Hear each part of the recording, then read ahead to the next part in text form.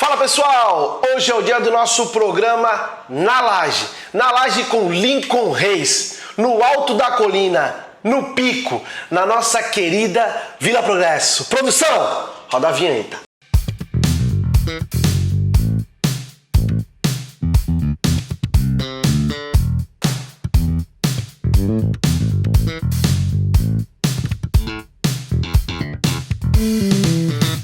Bom pessoal, e hoje a nossa convidada é a psicóloga Bruna Vilas Boas. Bruna, muito obrigado por aceitar o nosso convite. Eu sei que a Maura, sua amiga, que fez esse convite, você está aqui. Sim. Muito obrigado, tá? Imagina, eu que agradeço, é um prazer estar aqui. Eu acho que o que nós vamos conversar hoje é muito importante, é um bate-papo muito atual. E vamos lá, tô animada. Então vamos começar, né? Então, muita gente acha, ô Bruna, que terapia é uma conversa só. Explica, é só apenas uma conversa, né? Pô, terapia, uma conversinha. Sim. Explica pro web espectador, para as pessoas que vão nos assistir lá na ISTV, mandar um abraço. Alô, Cláudio, obrigado aí por deixar o nosso programa passar na ISTV. Explica pro público um pouquinho. Como que funciona, né? Na verdade, assim, eu acho que sai de um contexto de conversa muito para quem não participou desse processo, né? Acaba sendo uma questão muito cultural, de falar, é só uma conversinha, vou sentar lá. Psicologicamente falando, a gente entende que já sai de um processo aí de negação de quem quer estar nesse confronto, né? Porque é um confronto, sentar ali, lidar com as suas dores, falar das suas verdades.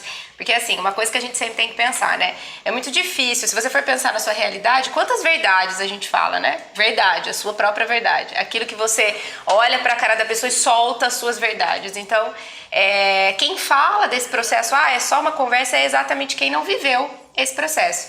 Então, ali, nós trabalhamos muito com a sua verdade, com aquilo que você vai trazer, com os seus conteúdos, com aquilo que você sente, né? E uma outra coisa que todo mundo fala muito, não precisa ter necessariamente uma dor para estar ali, né? Uhum. A ideia da psicoterapia é exatamente não passar por um processo de sofrimento.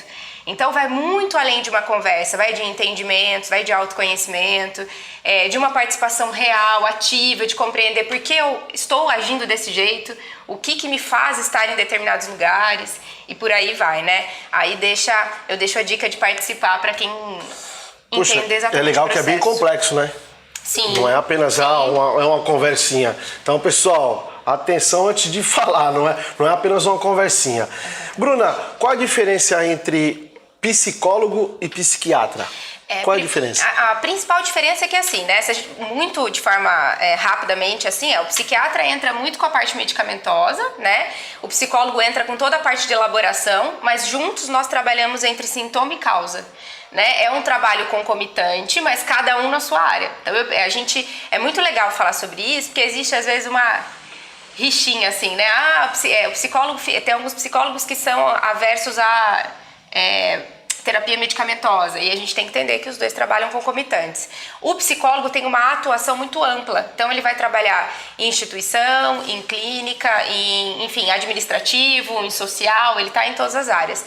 O psiquiatra acaba estando num contexto hospitalar, clínico, de saúde, e o psicólogo acaba abrangendo uma área muito extensa, né, de atuações.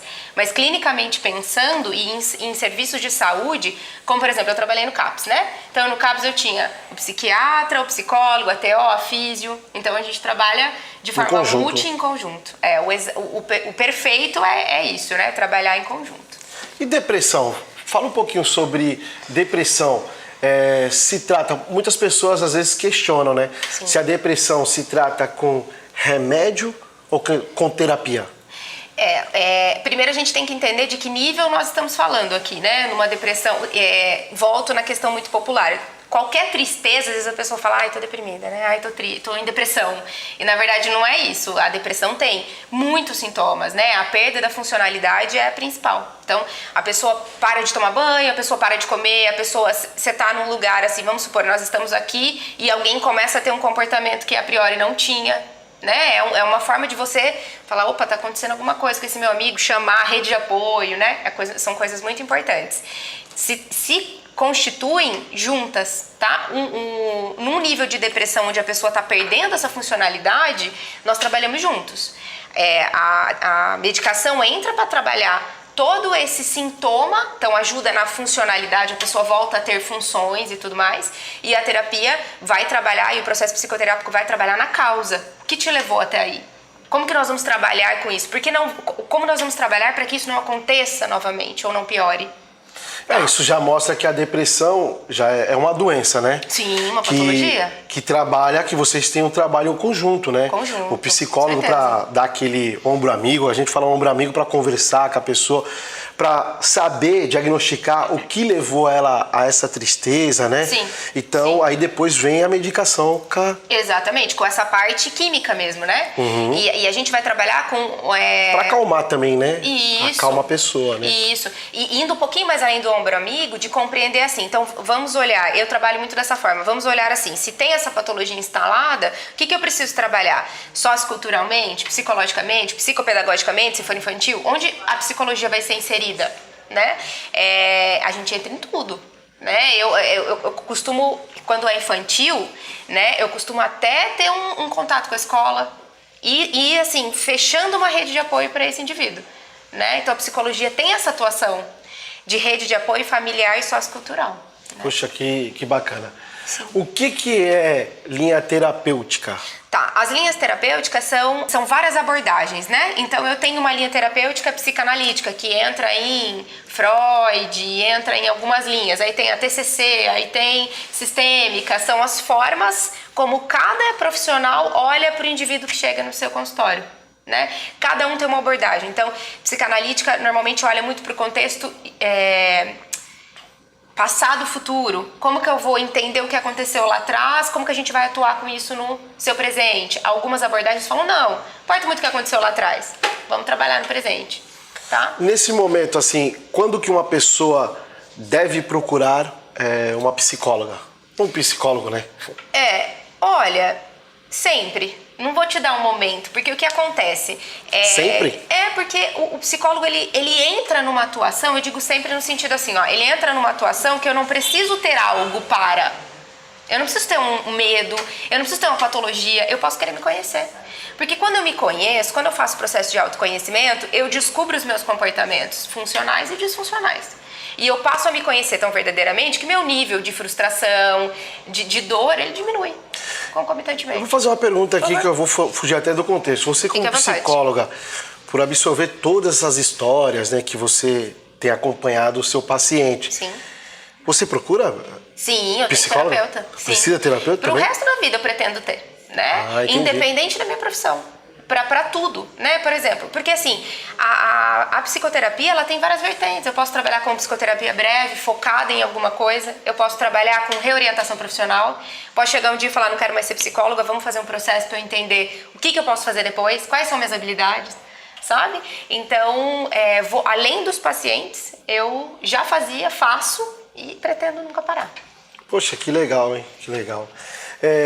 Adianta fazer terapia se você não quiser mudar? Por exemplo, se a pessoa quer fazer a terapia, mas tem no seu subconsciente e não quer mudar. Eu sei que você vai ter um trabalho dobrado. Sim. Você tem que colocar na cabeça daquela pessoa que a pessoa precisa mudar, né? Sim.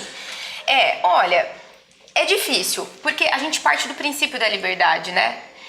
Eu acho que tem uma coisa que eu sempre falo no consultório que é assim, ó, a verdade sem amor é crueldade. Eu posso entregar uma verdade pra pessoa que ela não tá disposta a ouvir, certo? Então não vai funcionar. Ela vai entender como ofensa, ela vai entender como qualquer outra coisa, menos... Tu tá com o coração aberto, né? Estar aberto. Tem que deixar o coração, né? Abrir o coração pra poder ter a mudança e seguir em frente. Exatamente. Né? Entender. Então, assim, como que eu vou falar pra pessoa algumas verdades? E quando eu digo verdades, não digo absurdos, digo aquilo que ela tá me contando, mas muito mais elaborado. Se ela não quer me ouvir, vai funcionar, né? É isso. É o princípio da liberdade. O meu produtor que produz todas essas perguntas, né? É o Edson Pipoca, mandar um beijão pra ele, hein? Ele colocou aqui, muitas mulheres tentam reescrever, mas ele coloca muitas mulheres, mas eu não vou focar em mulheres, porque também tem homens, né? Claro. Falando aqui com meu amigo Caio, né? E o Caio falou também desse sofrimento amoroso. Então vou colocar aqui, muitas pessoas tentam reescrever a vida depois de um mau relacionamento, mas estão inseguras. Quais as dicas? Eu falo no contexto todo assim, homem, mulher, né? A gente tem que falar abertamente. Que nem até mesmo o Caio falou. O Caio falou assim, poxa, mas não sei se ele sofreu, né? O Caio tá ali atrás da câmera, não sei se ele já sofreu. Vou esperar o Caio lá no consultório essa semana, né, Caio? Eu não sei se ele sofreu, mas eu não vou colocar só as mulheres, porque também tem homens também que sofrem, né? Por perder a sua amada, né? Claro, claro. Acho importante a gente nem pensar num contexto de mulher ou homem, mas independente de como a pessoa se vê, ela pode sofrer, né? Então, eu entendo que, assim, eu acho, é uma pergunta um pouco engraçada, porque, na verdade, assim, existem muitos comportamentos disfuncionais nossos também dentro de um relacionamento, né? Então, a gente precisa entender se essa pergunta não está muito relacionada a o quanto a pessoa é projetiva para culpar o outro do fim do relacionamento, sabe aquela história? Sim. Então, e que acontece muito. Né? No contexto terapêutico, às vezes a gente vai, mas por que será que você agiu desse jeito? Aí a pessoa vai percebendo e falar, nossa, caraca, acho que é eu que estava agindo de uma forma diferente, né? Mas assim, eu acho que pensando em dicas, é sempre importante exercer o processo de autoconhecimento. Então assim, estar num local onde eu tenha o princípio de liberdade ativo, que não tem obrigatoriedade, o amor é livre e isso é real, né? Eu não posso estar presa num relacionamento. Por que, doutora, que vítimas de abusos físicos, sexuais e psicológicos demoram a denunciar, né, os abusadores? Tá. Vou responder com uma pergunta, né? Você já reparou que quando as pessoas criam essa coragem e elas vão lá e colocam, né, a boca no trombone, muito vulgarmente falando, todo mundo julga? Porque a pergunta é essa, né? Por que você demorou pra falar? Então, ela sempre vai ser julgada. Se ela falar a princípio, ela vai ser julgada. Se ela falar depois, ela vai ser julgada. E quando é o homem que apanha da mulher e tem vergonha de ir lá? Aí, manda ele lá no consultório que a gente conversa. O homem apanha da mulher amarrado na cama e ele tem vergonha. Às vezes, né? Não é, a gente também temos que colocar o homem, a figura homem e a figura mulher. O homem tem vergonha, chega lá pro delegado, o delegado fala assim, aí, legal, tá apanhando da mulher aí, tá sendo amarrado, né? Mas isso é real, isso acontece. Mas assim, o que faz as pessoas, seja homem, seja mulher, o que faz as pessoas não conseguirem denunciar? Em primeiro lugar, medo, a insegurança do que vai acontecer, né? Então já tem casos de mulheres que fugiram, de mulheres que, e assim, não tiveram um respaldo, né? Denunciaram, não tiveram um respaldo depois. Isso pode acontecer, né? Não digo que são em todos os lugares, aqui não é uma apologia nada, mas né, existem as suas dificuldades para as mulheres.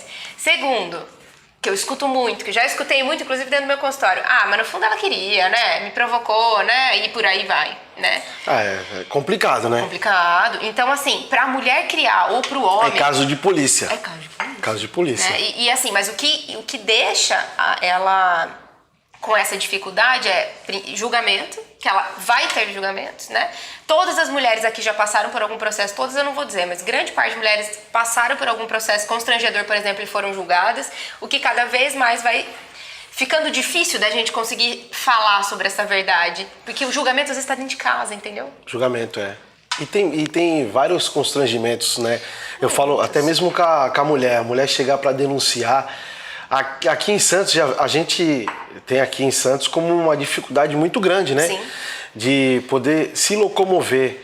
Antigamente o ML é na entrada da cidade e a delegacia da mulher é lá no coração do Gonzaga. Então a mulher teria que ir até o coração do Gonzaga, fazer a denúncia e depois fazer o corpo de delito lá na entrada da cidade.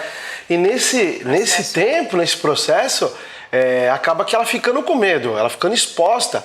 Como que ela vai lá, né? E o agressor, né? Será que ele tá por aí, tá solta? Então é muito complicado. Às vezes a gente fala que é fácil, a gente não tá entre quatro paredes, a gente acha que é fácil, tem que denunciar mesmo, mas não sabe, né?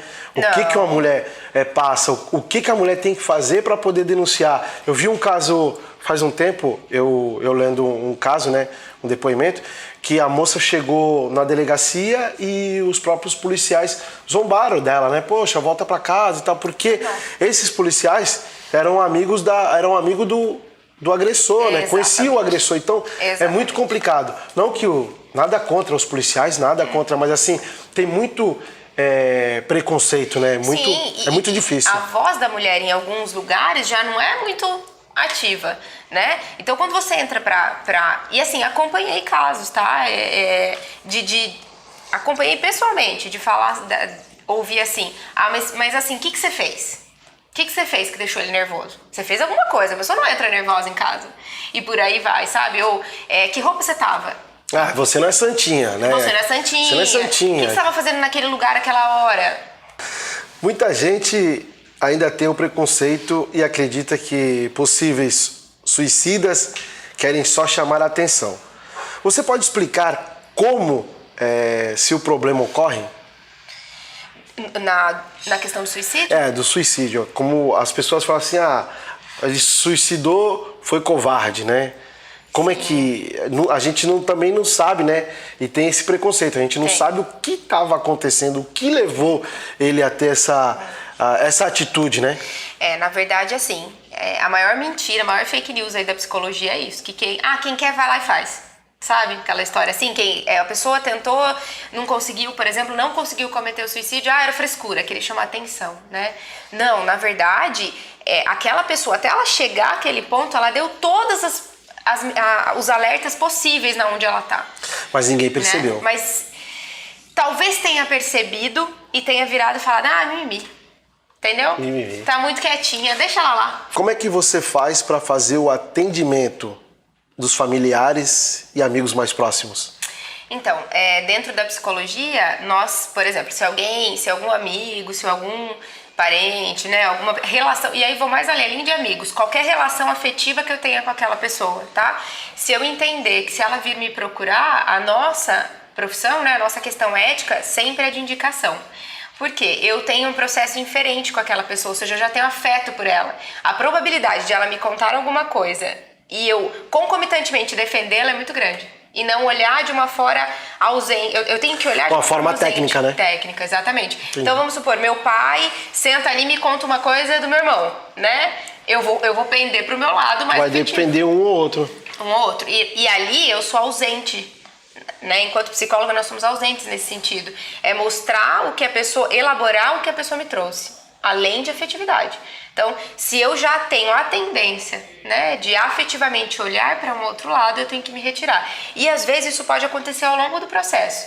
Uma pessoa entra ao longo do processo, eu começo a me relacionar com ela afetivamente, no sentido, poxa, eu começo a ter identificações da minha parte com ela, e eu começo a falar, opa, isso aqui tá virando tá saindo do meu contexto ético. Aí eu encaminho a pessoa e tudo bem. Que interessante, hein? Então, a psicóloga não pode atender pessoas próximas, né? Não. Que tem um relacionamento, já tem um relacionamento sentimental, já conhece, né? Isso. Tanto um como o outro. Conhece os dois lados, né? Sabe? E uma pessoa hoje que queira procurar o serviço público, né? Que queira procurar o psicólogo, o psiquiatra na grade pública. Como que ela deve fazer? Olha, um dos maiores serviços que a gente tem, eu trabalhei, então eu sou super defensora, né, do SUS e dessa parte do CAPS, né, que é um serviço assistencial da saúde. Então, o CAPS é um serviço de porta aberta. Então, se você tem alguma patologia ou princípio você pode ir no serviço e procurar essa ajuda. Ela é totalmente gratuita e eles vão te indicar outros contextos, né? Então, às vezes, o pessoal vai no PS para falar de algum processo, né? Tô com depressão, vai no PS, busca uma ajuda especializada, né? O SUS disponibiliza isso. O CAPS é um serviço incrível, assim. Eu me descobri como terapeuta dentro do CAPS, assim. Porque qual CAPS que você trabalhou? Eu trabalhei no interior, em Botucatu, num CAPS lá, o CAPS 3, e foi a melhor experiência da minha vida, assim. Na época eu tava no estágio, e aí ele me deu um start, assim. Eu descobri um mundo incrível, eu sou apaixonada pelo serviço, apaixonada, assim. Eu vou pra lá e me emociono quando eu passo lá, assim. Sou apaixonada pelo serviço, eu acho que é uma das coisas mais incríveis no serviço de saúde mental que o SUS já produziu. Eu acho. Cara, que bacana, que bacana. Bom, doutora, o psiquiatra, ele utiliza as técnicas medicinais, né? Que são os medicamentos. Quais são as técnicas do psicólogo? O Caio, nosso amigo, perguntou, o desenho ajuda? Então, depende da linha terapêutica aí, como perguntado acima, disponibiliza, né? Na minha área de trabalho, nessa área da psicanálise, e eu tenho muitos estudos, existe uma mulher chamada Anísia da Silveira que trouxe um contexto de estudo, né? Ela muito legal, fica a dica, inclusive tem um filme dela no Netflix contando desse contexto dela. Então, ela traz tem uma vertente que chama Jung, e ela traz alguns estudos. Então, existe um museu no Rio de Janeiro que chama Museu do Inconsciente. E lá, ela descobriu, há muitos anos atrás, né? Ela descobriu que muitas patologias como esquizofrenia e pacientes graves, transtornos muito graves, a gente conseguia trabalhar no manuseio com argila, com tinta, com quadros. Então hoje, se você for no Rio de Janeiro, você entra e vê a exposição de todos os pacientes passam por lá. Então ela pegou. Então o que acontece? Existe uma elaboração do nosso aparelho psíquico quando nós trabalhamos com manuseios, com argila, com pintura, com tinta. Existem testes projetivos que nós fazemos olhando para o desenho, estudando as cores, estudando o que aquela pessoa colocou ali, né? Eu fiz um trabalho com uma paciente no consultório muito legal. Ela entrou e a gente fez todo esse processo. Argila, desenho, e hoje ela é formada, teve alta, não usa mais medicação. Foi um trabalho, isso eu falo que é meu case de sucesso no sentido terapêutico, porque a gente fez exatamente o que essa doutora Anísia trouxe. Esse processo de trabalhar tinha medicação, tá? Eu trabalhava junto com o psiquiatra, psiquiatra e ela. E ele tinha essa vertente de estudo, e no consultório a gente fazia o processo com argila, né? Então, e é muito legal, porque, assim, convido a todos a conhecer esse museu. Incrível, assim, você olha e você fala, não, isso aqui é um artista famosíssimo, e não, né? Quer dizer, pra mim ele é, mas ali ele acaba não tendo esse nome, né? Esse reconhecimento. E aí, a gente trabalha, então, além da escuta, a técnica da argila, a técnica da pintura, os testes, né? E indo um pouquinho mais além, a gente tem que entender que a conversa, ela é um processo de elaboração. Então pensa comigo, desde pequenininho você aprendeu escutando e falando. Você aprendeu a falar como? A professora falando, você reproduzindo. Então o nosso aparelho psíquico, ele se organiza na fala, né? Então é a técnica principal. E depois a gente vai o que toda a psicologia, todas as técnicas atuais vão trazendo. Argila, tinta, associação. A gente faz, assim, às vezes, dependendo do paciente, um paciente bipolar, por exemplo, eu já fiz atendimento andando com ele no espaço livre. Então, muito do que aquele paciente traz com o que ele é, além da patologia, e a gente encaixa em todas as técnicas que a gente tem. Então tem várias técnicas aí. Doutora, explica um pouquinho dos seus projetos. Tá, vamos lá. Então, assim, hoje eu sou sócia proprietária de um núcleo de saúde e psicanálise, então sou eu e a profissional Luciene, né? Nós somos minha sócia, que ela vai além de uma sócia, na verdade, a gente construiu, né, tudo muito passo a passo, foi muito legal a nossa história aqui, né? Fica meu agradecimento, afinal eu não sou daqui, ela aqui há 20 anos, né? Mas eu não sou daqui. E a cidade acolheu muito a gente nesse sentido profissional, assim, né? Porque nós trouxemos essa nova abertura para a psicologia, desse processo de acolhimento. Então, tem todo um processo de ser recepcionado na porta, de te levar até o consultório, até a sua sala. Então, tem um processo de acolhimento muito legal, que a gente quis inserir junto com a psicologia, né? Então, nós temos esse núcleo de saúde aqui, que hoje contempla 6 profissionais que atendem lá, e mais eu e a Luciene. Hoje eu e a Luciene nós acabamos atendendo um pouco mais online, né? A gente fica mais fora nessa parte de gestão, mas nós fazemos a parte de supervisão e tudo que tem na clínica, né? Aqui em Santos. E a partir de agora a gente está abrindo uma segunda unidade, uma filial desse núcleo no interior de São Paulo, né, que é aí um filhote desse plano novo do núcleo que nós temos. É muito legal, convido a todos a conhecerem o espaço. Acho que para quem já foi, conhece, assim, tem toda uma questão de marketing olfativo, a gente pensou em tudo mesmo, tem um cheiro específico ao consultório, né, então é um cuidado, assim, eu falo que é meu filhote. E como achar esse projeto nas redes sociais? Isso, tem no meu Instagram, né, que é psico.brunavboas. Entrando lá, já tem no meu Instagram, o Instagram do núcleo também, né, e também tem a Luciene, né, @Luciene Della Valle, que também faz parte desse projeto. E aí todas as, né, de repente pode chamar, minha secretária vai estar lá, e tem todas as outras psicólogas pra gente direcionar, se você entrar em contato. Psicólogo, nutricionista, a gente tem indicação de psiquiatra, que nós trabalhamos juntos, então Lá é um núcleo de saúde mesmo. É lá o nosso espaço físico fica lá no Yara Center, na Costa 100, bem no comecinho ali, sabe? Sei. Prédio, fica ali. Bom, doutora, surgiu a massa, o boom, que são os coaches, né? O que você acha?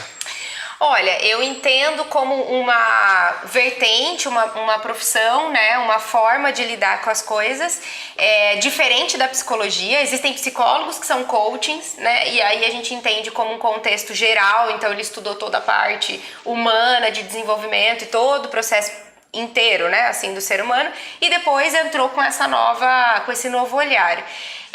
A única coisa que eu entendo é que são coisas separadas, né? O coaching não vai fazer um processo tão longo prazo, clínico, como a gente faz, né? Ele é algo mais pontual e focado em determinadas coisas. É uma nova linha, eu acho que a gente tem que estar aberto para tudo que vem de novo, né? Então eu acho que faz parte da atualidade e dos contextos novos que as pessoas também estão solicitando, dessa coisa mais rápida, mais vamos lá, vamos fazer, né? E o coach também ele faz aquele atendimento para a massa, né? Não tem o que o psicólogo faz, né? Isso. E aquele acompanhamento da pessoa, a pessoa volta pro consultório para ser atendido. O coach eu vejo mais como, não sei se eu tô errado, doutora, é mais uma forma motivadora naquele segmento. Isso, eu vejo dessa forma também. Acho que talvez tenham algumas pessoas que trabalham de forma individual, mas na maioria eu acho que é isso, assim, trabalhar com essa massa, né, com esse contexto motivacional, direcionado, algo nesse sentido, que para mim faz mais sentido na psicoterapia breve, por exemplo, de buscar algo individual e ser trabalhado, né? Mas é uma vertente nova que eu acho que faz parte de tudo que a gente vem vivendo, das mudanças que a gente vem inserindo. É mais um serviço que auxilia o ser humano, né? Bom, pessoal, que pena, hein? Chegamos ao fim de mais um programa na Laje com Lincoln Reis e a nossa convidada psicóloga Bruna Vilas Boas. Bruna, mais uma vez, obrigado. As considerações finais. Claro, primeiro eu agradeço de estar aqui, foi uma delícia compartilhar com vocês, né? O que eu gostaria de deixar, assim, só para fechar, a gente entender a importância da saúde mental no momento que a gente, não só no momento que nós estamos vivendo, mas principalmente nesse momento, sabe? Hoje não precisa mais ter vergonha de pedir ajuda, ou não precisa pensar no psicólogo como preciso estar sofrendo, preciso estar... Não, vamos entender que a psicologia é um serviço de saúde mental. E saúde mental todos nós temos, né? Então vamos perder essa coisa de que quem vai ao psicólogo é louco e por aí, né? Que a gente ainda escuta esse tipo de coisa. Então, e muito importante esse bate-papo, inclusive falar sobre a diferença entre um e outro, entender um pouquinho do que é a depressão, enfim. Acho que a conversa foi super produtiva, eu agradeço de novo, agradeço a oportunidade de estar aqui com vocês e espero que logo nós nos encontremos novamente. Muito obrigado. Obrigada.